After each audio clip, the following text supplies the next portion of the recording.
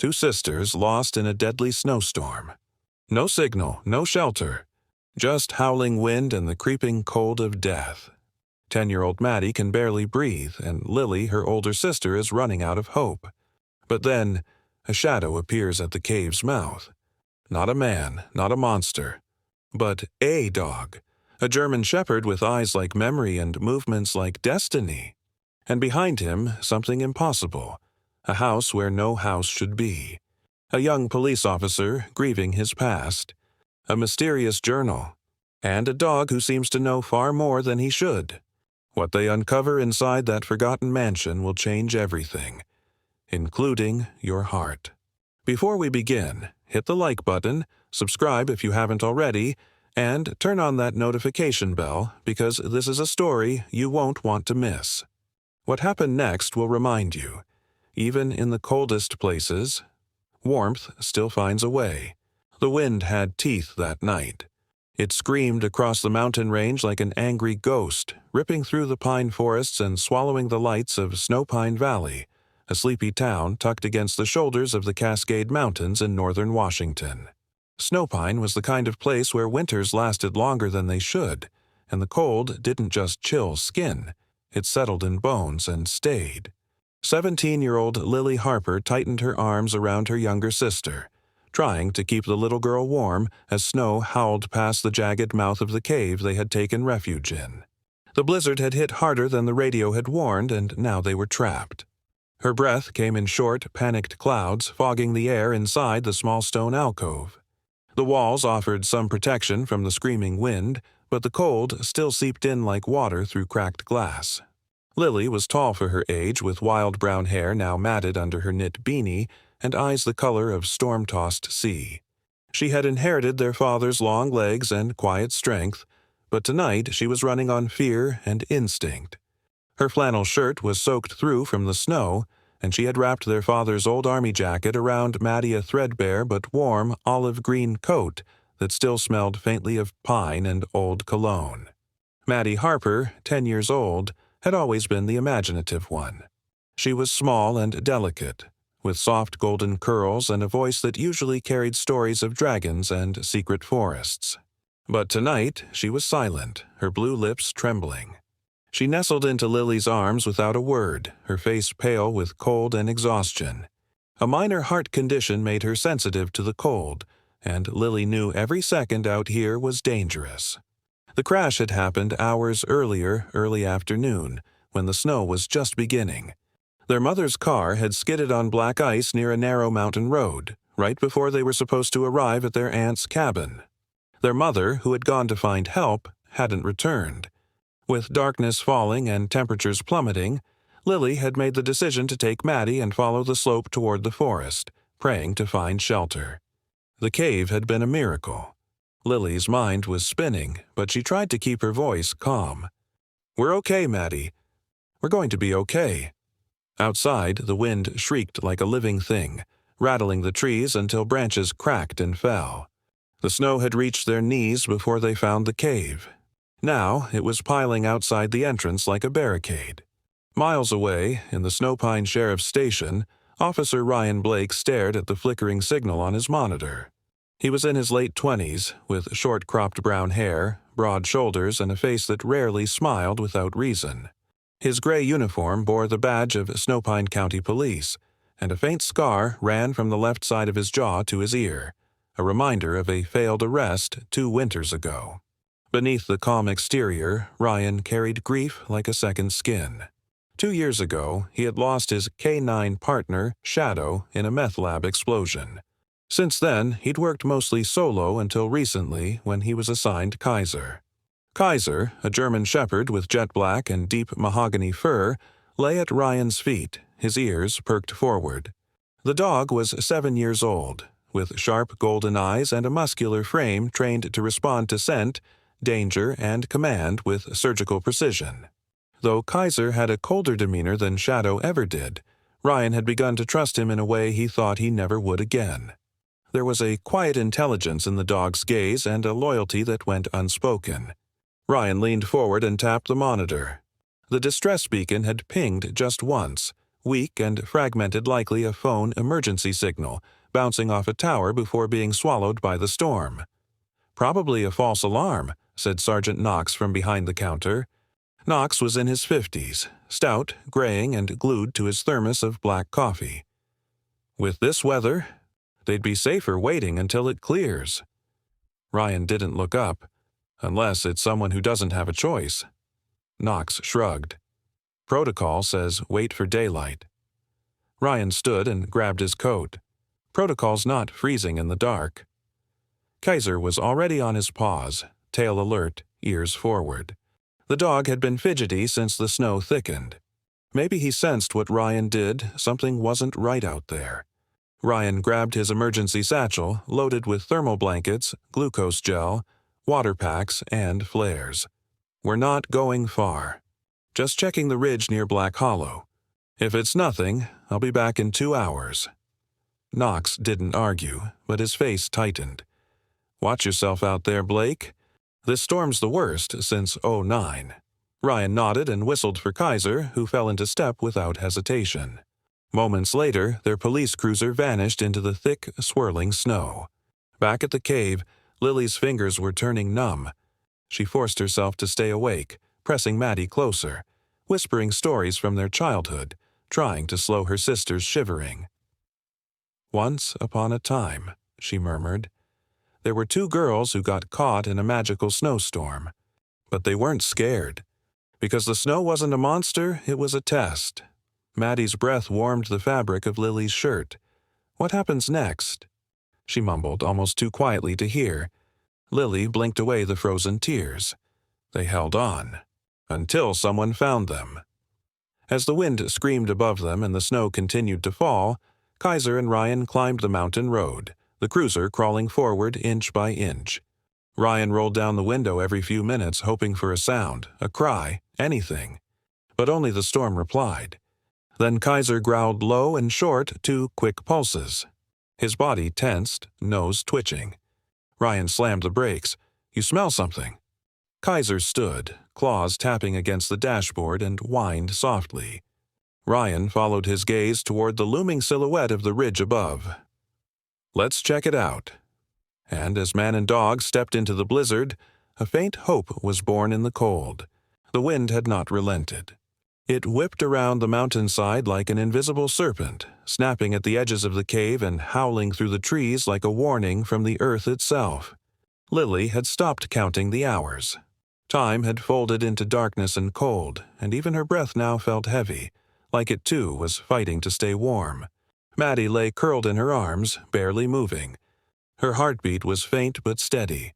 Lily had wrapped every piece of fabric she could find around her, mittens turned inside out, socks pulled over hands, the last protein bar tucked away in Maddie's coat pocket in case she woke. Lily's own fingers were turning pale blue. But she wouldn't let sleep take her. Not yet, and then it came. A bark, sharp, clear, unmistakable, carried across the gusts like a crack of lightning.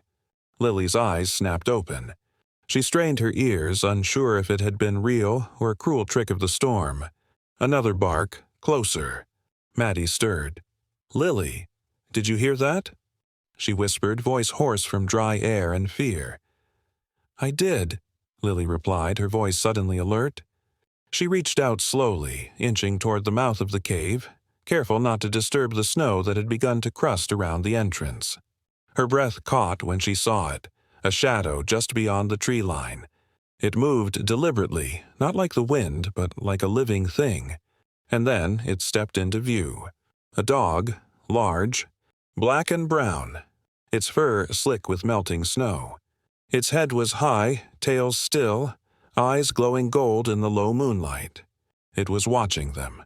Lily froze. Maddie, ever the brave one when it came to animals, sat up slowly. "A dog," she whispered with awe. "A real one." The German shepherd padded forward with measured steps, ears twitching, nostrils flaring. When it reached the edge of the cave, it stopped and sat, calm but alert, as if waiting for permission to enter. "Kaiser," a voice called softly from the woods. The girls turned sharply toward the sound. Ryan Blake emerged from the darkness, stepping through the snowdrift with his flashlight lowered. He wore a heavy navy parka, a police badge sewn over the chest, and thick snow goggles pushed up onto his forehead. His boots crunched through the ice as he approached, hand raised in a non-threatening gesture. Ryan was naturally reserved, his expressions often unreadable, but something about the sight before him cracked that shield. The two girls, pale and trembling, looked like ghosts against the stone wall. Lily's arms were wrapped around Maddie, shielding her like a human blanket. And Maddie was smiling at Kaiser, hand outstretched. Ryan stopped a few paces away. "It's okay," he said gently. "I'm Officer Ryan Blake. From Snowpine County. We picked up a distress signal. You must be the source." Lily blinked. Her lips moved, but no words came. Maddie, voice cracking, whispered, "He's beautiful." Ryan gave a small nod. "That's Kaiser. He's trained to search and protect. You're safe now." Kaiser stepped forward and nuzzled Maddie's hand with his cold nose.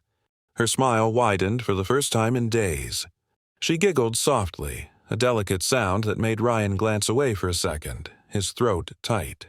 He'd seen too much silence lately. This sound felt like a thaw in a long winter. I'm Lily," the older girl finally said. "This is Maddie. Our car crashed. Our mom, she went to find help, but she didn't come back." Ryan's jaw tightened. "How long ago?" "I think maybe a day?" Lily's voice wavered. "I'm not sure." Ryan's training kicked in. He stepped forward slowly, crouched down beside them. "You did the right thing finding shelter. You kept your sister warm. That's what matters right now." Kaiser turned and padded outside the cave, his body language changing slightly, ears lower, tail down, as if signaling urgency. Ryan noticed immediately. "Something's off," he muttered. He reached into his bag, pulled out 2 thermal blankets, water bottles, and energy packs. "Here," he said, wrapping one blanket around Maddie's shoulders and handing the other to Lily. "Let's warm you both up, then we'll move to the vehicle." Maddie took a sip of water and leaned into the warmth of Kaiser's side. The dog stayed perfectly still, allowing her to rest against him. Lily, watching, felt a strange rush of safety, not just from the man who had arrived, but from the animal who didn't feel like a stranger at all. "Is he always this calm?" Lily asked. Ryan glanced at them, then at Kaiser. "Only when he knows it's safe." Snow continued to fall, softer now, like the storm was beginning to loosen its grip. Ryan checked their vitals as best he could, asked questions about Maddie's heart condition, then radioed into the station. Static crackled back. "No signal," he muttered.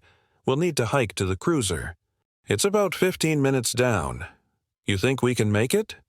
Lily asked, her voice equal parts fear and hope. "I think we have to," Ryan replied, "and I think Kaiser will lead the way." He stood, extending a hand to Lily. She took it, rising slowly, legs stiff. Then she gently lifted Maddie onto her back, swaddled in layers. Kaiser trotted ahead, pausing now and then to glance back, ensuring they were following. They stepped into the wind together, 3 humans and 1 dog, and though the path was cold and treacherous, there was something different in the air now, something unspoken but undeniable. It was hope. The snow was softer now, falling in slow spirals instead of dagger-like streaks. The storm had eased, but the cold remained a deep, biting presence that crept under gloves and scarves and into bones. Ryan led the way, flashlight in hand, his breath forming steady clouds in the air. Kaiser padded ahead, tail raised, nose twitching as he scanned the shadows between trees. Lily walked behind them, Maddie on her back, bundled tightly in blankets. Each step was a challenge against the slope and her own weariness, but something about the way the dog moved, so sure, so purposeful, kept her going. Ryan glanced back every so often, his expression unreadable but attentive. They followed an old logging trail now nearly invisible beneath the drifts. Then Kaiser stopped. Ryan slowed immediately. "What is it, boy?" he asked, lowering the flashlight. Kaiser stood still, ears forward, gaze fixed on something ahead. Ryan lifted the beam of light, cutting through the falling snow, and there it was. A structure set back behind a wall of pine trees, almost entirely blanketed in white. The silhouette was large, angular, and far too refined to be a hunting cabin. As they stepped closer, the form of a grand old house came into view. 3 stories tall with a steep slate roof, wide porch, and ornate wooden columns. The windows were frosted over, but faint light flickered behind some of them. Lily blinked in disbelief. This wasn't on the map. We didn't see it from the road. That's because it's not supposed to be here, Ryan said softly. The path to the porch was partially cleared, as if recently shoveled. Kaiser trotted up the steps and stopped at the front door, sitting again like he had at the cave. Ryan followed, hesitating only a moment before trying the door. It clicked open. Inside, the house was dim but warm. A fireplace flickered in the main hall, casting golden light over a wide wooden staircase and faded Persian rug. Dust floated lazily in the air, caught in the amber glow.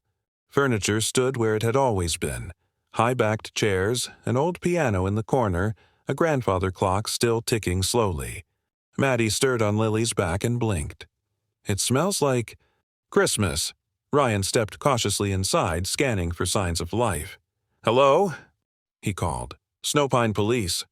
Is anyone here?" Silence answered. Just the gentle crackle of the fire. They moved further in. Kaiser sniffed along the walls, his posture relaxed but alert.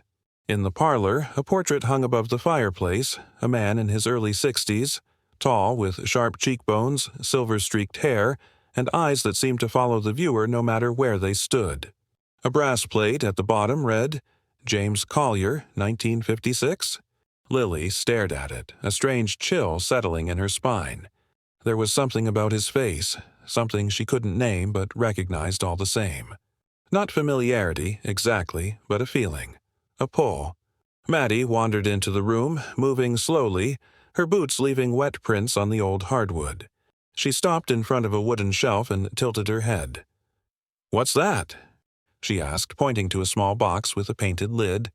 It was a music box, carved and elegant, though aged by time. Ryan stepped closer, wiping away a layer of dust. "Looks like an antique. Can I open it?" Maddie asked. Lily started to protest, but Ryan nodded. "Go ahead." Maddie turned the small brass key on the side. A moment of silence, and then a gentle tune began to play. Light, haunting, familiar. Lily's breath caught. Their father had owned the same music box once, nearly identical. He'd played it on quiet evenings when storms raged outside and the power went out. The melody had soothed them to sleep on too many winter nights to count. Lily knelt beside Maddie, her hand shaking as she reached out and touched the box. "It's the same," she whispered. "It's exactly the same." Ryan observed them, quiet. He wasn't one to believe in fate or signs, but even he could feel something strange here, something that didn't belong to chance. "Why is this house warm?" Lily asked suddenly, her voice low. "There's a fire burning. But no one's here. No footprints, nothing." Ryan shook his head. "I don't know, but we're not going to find better shelter tonight." Kaiser circled once and lay down near the hearth, tail curling around his legs. He looked peaceful, but his eyes remained open, watching. Ryan found the kitchen and confirmed it was stocked cans of soup, a generator humming somewhere in the walls, and running water. It was as if someone had prepared the house to be lived in. Recently. He helped Lily settle Maddie into a long velvet couch near the fire and wrapped her in more blankets. Maddie was already drifting off, the music box still playing faintly beside her. Lily turned to Ryan, her voice hesitant. "Do you think this house was meant for us?" Ryan met her gaze, the flickering firelight catching the storm gray in her eyes. "I think some things find you when you need them most." Outside, the snow began to fall more gently, a hush blanketing the forest. Inside, the portrait of James Collier loomed over them all, watchful, knowing. And Kaiser, the silent guardian, didn't move. Not yet. Night clung to the old house like a second skin. Outside, the wind had eased to a distant moan that whispered through the trees, but the temperature had dropped again. Inside the mansion, the fire crackled softly, casting flickering light over faded wallpaper and time-worn wooden floors. The scent of burning pine mingled with the faint aroma of dust and old paper. Maddie was fast asleep on the couch near the fireplace, wrapped in blankets with Kaiser lying beside her like a living statue. Ryan had managed to heat a few cans of soup they'd found in the pantry, a mix of chicken noodle, beans, and an old-fashioned vegetable stew that still tasted better than any field ration he'd ever had. The shelves had been surprisingly well stocked. Cans stacked by expiration dates, dried firewood in a bin by the back door, and even matches tucked neatly in a ceramic bowl painted with sunflowers. It felt too deliberate, too preserved, as though someone had intended the place to be found. Lily sat across from Ryan at the small kitchen table, her hands wrapped around a chipped mug of steaming broth. Her cheeks were flushed from the warmth, but her eyes remained wary. She still hadn't asked the question burning in the room. Why is this house here? Ryan watched her from across the table. She was clearly exhausted, but he noticed how she still leaned slightly toward the sound of every creak or gust. Protective, watchful. Her sister meant everything to her. It reminded him of the way his mother had looked at him once, before grief changed the shape of her eyes. He stood up, nodding toward the back door. "Going to check the perimeter?" "Just in case." Lily rose immediately. "I'll come with you." Ryan hesitated, then nodded once. "Bundle up." She grabbed her coat from the rack, the sleeves too long and the zipper missing a tooth, but it was thick and warm. Kaiser stood as if on cue, already alert. His breath fogged the glass of the back door as they approached, his ears twitching before Ryan even reached for the knob. Snow had fallen again, light and fresh. As Ryan opened the door and stepped onto the back porch, his boot landed with a crunch, and then he stopped. There were tracks. Lily came up behind him and froze. The prints in the snow were fresh, and they weren't theirs. Boot prints, one set. Deep and deliberate, coming from the woods and stopping at the back door. Ryan crouched and ran his fingers along the indentations. "These weren't here earlier," he said grimly. "Someone was here. Recently." Kaiser let out a low growl deep in his throat. He stepped forward, nose to the snow, and began following the trail. Ryan motioned for Lily to stay close as they moved cautiously along the path the prince had made, which curved around the side of the house and led toward a sloped part of the clearing where the trees began to thicken again. They passed under a tall, dying spruce tree. Its limbs had dropped most of their needles, and bark peeled in curling ribbons. Then Kaiser stopped abruptly and barked twice sharp, focused. Ryan turned toward the direction Kaiser indicated. There, half buried under a snowdrift at the edge of the woods, was something unusual, a square shape beneath the powder. The edges were too precise to be natural. Ryan knelt and brushed snow away with his gloves. The white gave way to weathered wood and a small iron handle set into the ground. "A trapdoor," he muttered. Lily's breath hitched. "In the middle of nowhere?" He pressed lightly. It didn't budge. Frozen, shut, Kaiser began to scratch at the snow around it, tail stiff, body tense. The dog was fixated on the door now, pawing at it like it was more than just curiosity. It was insistence. Ryan stepped back and looked around. There's no other structure near here for miles. And someone left fresh prints leading straight to the house. "You think whoever it was came from down there?" Lily asked. Ryan didn't answer immediately. He ran his fingers around the edge of the trap door. Then he stood and brushed snow from his sleeves. "It's sealed for now, but I don't think this is over." They made their way back to the house, snow crunching underfoot. Ryan cast a final glance at the woods beyond the clearing. No movement, no more tracks. Just the heavy silence of winter and a faint breeze stirring the branches. Inside, Maddie had stirred in her sleep. The fire was still warm, the room quiet, but something had shifted in the air. Kaiser returned to her side, lying down again, though his ears remained upright, listening. Ryan secured the back door and bolted it. He stood in the hallway for a moment, staring at the old portrait of James Collier. The man's painted eyes seemed to look right past him, into something only he could see. "I don't like puzzles I can't solve," Ryan said under his breath. Lily, standing nearby, whispered, "Neither did my dad."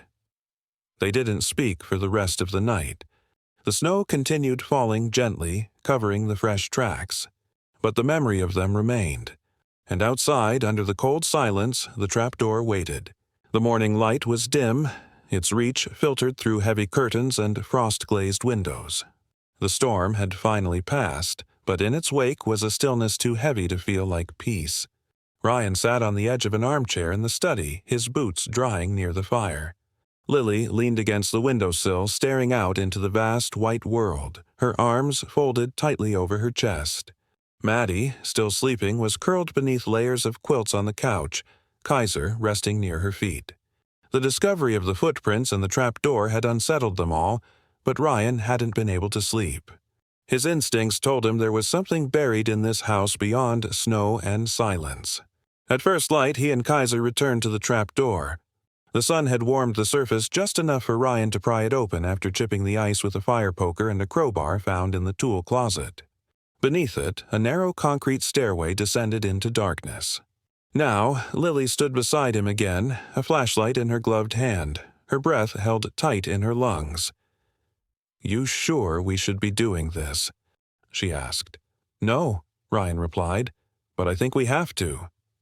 Kaiser descended first, his steps cautious but assured, his ears twitching as he scanned the air for scent or sound. Ryan followed next, his flashlight sweeping across the narrow walls, and Lily came last, careful to close the trapdoor gently behind her. The passage was colder than outside. The air tasted of stone and old paper. At the bottom, the stairs opened into a small underground room, no more than 12 feet square. A single oil lantern sat on a wooden table, surprisingly functional when lit. Shelves lined the walls, packed with old boxes, folders, rolls of maps, and a large metal filing cabinet. On the far wall was a corkboard covered in newspaper clippings, hand-drawn diagrams, and connecting lines of red string. A desk, modest but sturdy, stood at the center, and on it, under a dusty glass dome, lay a leather-bound journal. A brass nameplate on the cover read, "James Collier." Lily stepped closer, her voice low. "This looks like some kind of war room." Ryan didn't answer immediately. His eyes scanned the walls. The newspaper headlines were from 5 years ago. State audit vanishes, whistleblower journalist missing, local billionaire linked to secret shell companies. His chest tightened. One of the photos on the board showed a man he recognized, a man whose company had once donated to the Snowpine Police Department. Below it, in scribbled pen, someone had written, "Mercer Untouchable?" Ryan approached the desk and opened the journal. The first page was dated January 2, 2018. "I was warned today. Drop the story or face consequences. I won't stop. Not when I know what Mercer's done. If you're reading this, it means I failed or disappeared by choice. Either way, I had to leave something behind." Ryan flipped to the next few pages, scanning entries that detailed a deep investigation into political bribery, embezzlement, and the mysterious death of a state auditor who'd tried to blow the whistle. The evidence was damning, but the risk was enormous. James hadn't just documented corruption. He had named names. Lily picked up one of the maps from the desk. It showed a network of routes through the mountain, marked in different colors with locations circled in red. "He was preparing to run," she said. "He knew someone was coming." Kaiser suddenly growled, low, insistent. He had padded toward the back wall where a cabinet sat half buried in shadows. His nose pressed against the bottom drawer. Ryan moved quickly, pulled the drawer open, and found a sealed envelope resting inside. His name was written across the front in neat cursive, "To the one who follows." Ryan's hand trembled as he picked it up. Inside was a letter and a photograph. He unfolded the paper and began to read. "Ryan, if it's you reading this, then Scout led you right. I hope you've met him. I hope you've seen what he knows to be true. I watched you grow up after your father died. Your mother never wanted you to know the full story, but I was there when you took your first steps. I made a promise to her and to him that I'd protect you from this world, from what took him from us. I failed in many ways, but I never stopped watching. And now I ask you to finish what I couldn't. You are the one who can. You've always been."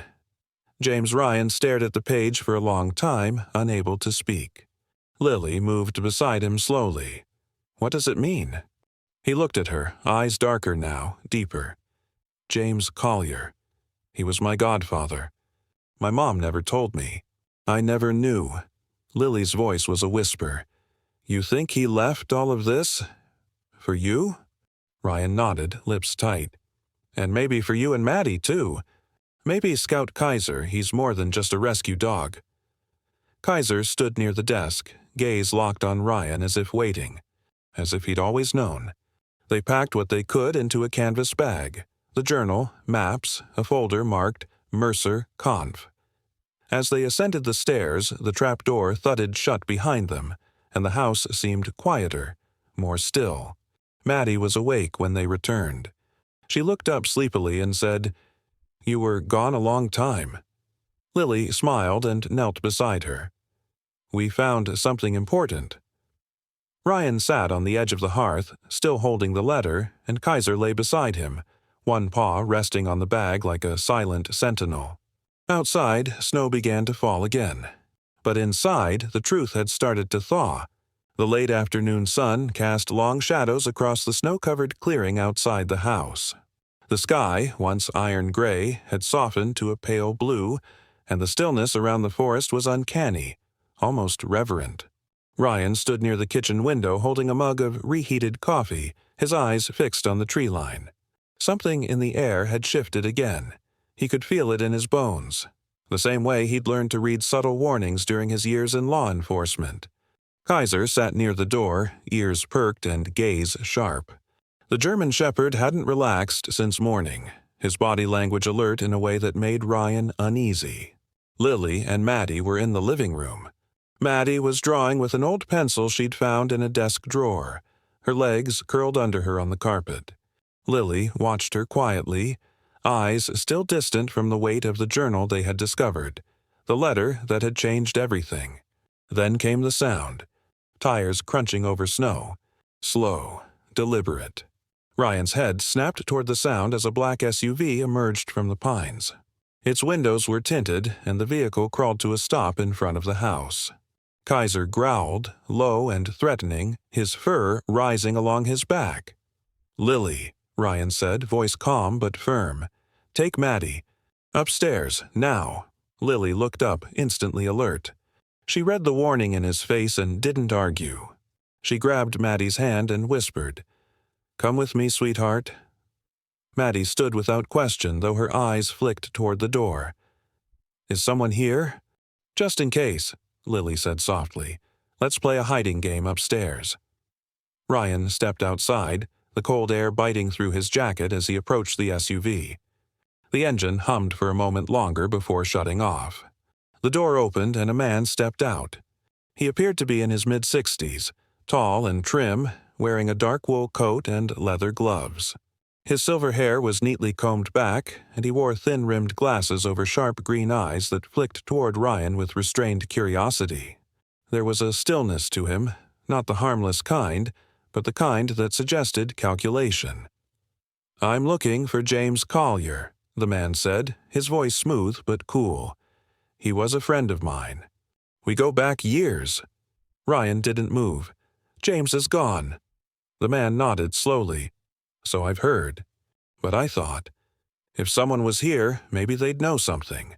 This house was important to him. What's your name?" "Elliot Tuller," the man replied, offering no hand to shake. "We worked together a long time ago. I helped him archive certain documents.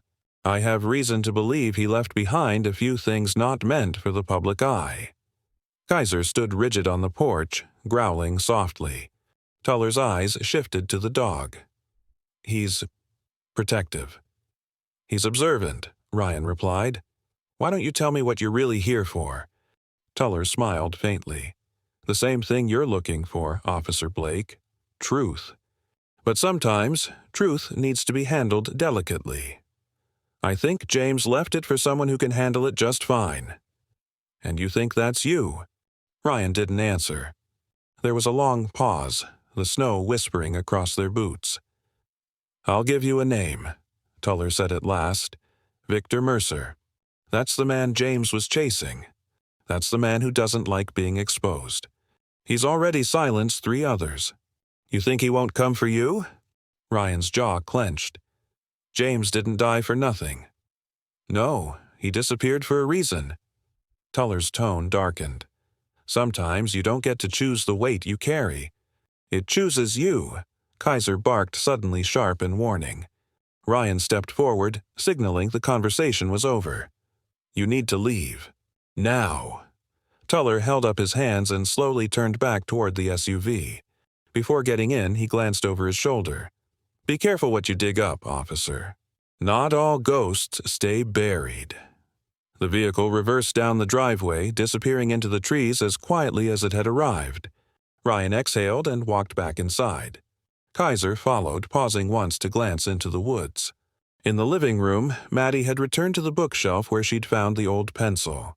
Her fingers ran along the spines, eyes narrowing on something near the corner, a small envelope tucked behind a worn copy of Wuthering Heights. She pulled it free and looked toward Lily, who had just returned downstairs. It has my name, she said, holding it up. Lily knelt beside her, unfolding the note carefully. The handwriting was the same as the journal James Collier's. To the one whose heart still burns bright, if you're reading this, you've seen what I left behind. But there's more.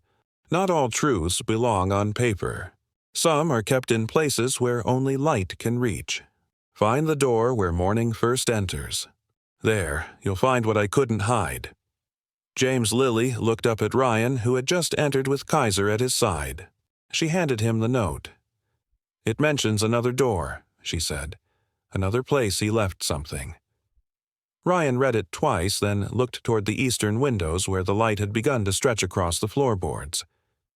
We'll find it. Kaiser sat at attention, his eyes focused on the rising sun. The morning light was pale and thin, casting a brittle glow over the snow-packed clearing. The temperature had dropped again, crisp and cutting, but it was no longer the storm's chaos that chilled Ryan's blood. It was clarity. The note Maddie had found led them to search the house in silence, retracing every shaft of morning light until Kaiser stopped in the eastern parlor and barked. There, behind a bookcase half sunken with age, was a narrow doorway sealed by a false wall. The plaster gave way with a crack of determination and a crowbar.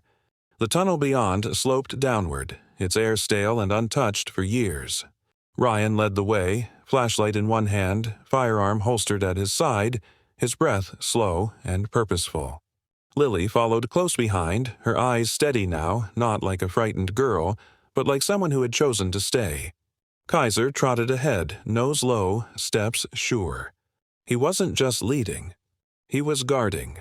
The passage opened into a second underground room, much larger than the first. The ceiling arched like the belly of a ship, wooden beams lining it with soot-stained age. Shelves stood in rows, filled with boxes marked in red ink. Testimony, banking logs, security photos. A generator hummed faintly from somewhere above, powering a single bulb hanging in the center like a lonely moon. And there, standing beside a desk stacked with open files, was Elliot Tuller. But Ryan saw the truth in his eyes before a word was spoken. This wasn't a friend of James. This was the man behind his vanishing. Tuller no longer wore his tailored coat. Instead, he stood in a fitted black turtleneck, sleeves rolled, gloves off. His posture was no longer diplomatic. It was military, precise, coiled like a spring. His silver hair was damp with sweat despite the cold, and in his eyes burned a fury no pretense could hide. Ryan raised his voice evenly. "Drop whatever's in your hand. Step away." Tuller's lip curled. "You shouldn't have come back down here, Blake." "You lied. You weren't a friend. You were the one pulling Mercer's strings." Tuller's hand moved, and then everything happened at once. A flash of metal, a dull thud. Ryan's shoulder jerked back as the knife grazed his jacket, slicing through fabric but missing flesh. Kaiser lunged with a snarl, hitting Tuller mid-chest and throwing him hard against the desk. The man's head cracked the edge, but he twisted, rolled, and struck Kaiser hard with the butt of a concealed pistol. Ryan dove for cover behind a support beam, drew his weapon, and shouted, "Police! Drop it now!" Tuller aimed toward the motion, but before he could fire, a second figure slammed into him from the side. Lily. She had followed without hesitation, without waiting for permission. Her boots skidded across the slick floor as she grabbed Tuller's arm and twisted. He roared, shoving her off, but it gave Ryan the split second he needed to act. One shot rang out, not a bullet, but a flare pistol Ryan had grabbed instead of his standard sidearm, a deliberate choice. The flare exploded at Tuller's feet, showering sparks and heat. The man stumbled back, disoriented, and Kaiser lunged again, this time pinning him with brute force, teeth inches from his throat. Tuller froze, breathing hard. Ryan approached, cuff in hand, voice low and absolute. "Try anything else." "He won't hesitate." Behind him, Lily helped herself up, lip bleeding slightly but eyes shining with something fiercer than pain. Outside, the wail of sirens began to echo through the mountain's backup, finally arriving after Ryan's last emergency ping. Within minutes, officers stormed the passage, Sheriff Calvin, grizzled and sharp-eyed, along with 2 deputies.